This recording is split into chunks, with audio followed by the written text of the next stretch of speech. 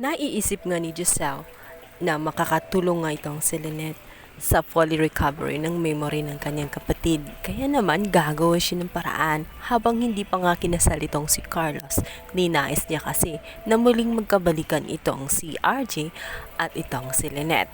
Tela nga nakakaamoy itong si Do Carlos sa mga plano nitong si Giselle. Kaya naman todo buntot nga siya dito kay Lynette. Instead na sila lang ang pupunta sa isang restaurant ay naman sumama pa talaga itong si Do Carlos. Mahalata ni Giselle ang kinikilos ni Do Carlos ay kakaiba at alam din niyang ayaw niya ang ginagawa ni Giselle, lalo nang pinapunta nga niya ito si RJ nang hindi niya nalalaman. Para kay Giselle, wala lang sa kanila yon dahil magkakaibigan naman ang kanilang turingan. At para na rin silang pamilya. Subalit nga dahil sa may mga nakaraan nga sila ni RJ at si Lynette at ito nga si Carlos ay alam yun kaya naman naging awkward ang kanilang meeting. Kagulatan pa sila nung maalala nila ang tungkol sa presyo ng roses noon at magkasabay pa nilang binanggit ang presyo noon. Kaya naman para hindi na nga ma-awkward at kung saan pa mapunta ang usapan ay ninais na nga ni Carlos na umalis na sila dahil kailangan na daw sila sa S-Ridge.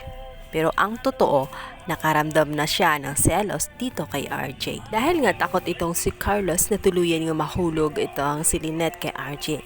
Kaya naman ginagawa niya ang lahat ng kanyang makakaya para mas mapabilis ang kanilang engagement nitong si Lynette at matuloy na nga ang kanilang kasal. Samantalang itong si Annalyn ay nag-aalala na siya dahil nga sa oras na maikasal na nga si Carlos at itong si Lynette, konti na lang ang oras at panahon niya para sa kanyang tunay na ama na si RJ. Kaya naman ito nga si Regan ay nakaisip ng idea. Bakit daw hindi niyayain mag-date nga ang kanyang ama kasama nga itong si Lynette? Gusto niya na mag-set up sila ng isang date para magbanding upang sasamantalahin ang mga nalalabi nilang oras dahil nga magkakaroon na ng panibagong yugto ang kanyang ina sa oras na ikasal na ito kay Doc Carlos. Tingnan nga ang araw na iyon, masayang-masaya sila bilang isang buong pamilya. Ngayon lang naranasan ni Annalyn na naging masaya na walang kumukontra at walang umaawat sa kanila. Dahil wala nga doon si Zoe at wala na rin doon si Moira na laging naghahanap ng gulo sa oras na magkasama sila ni RJ.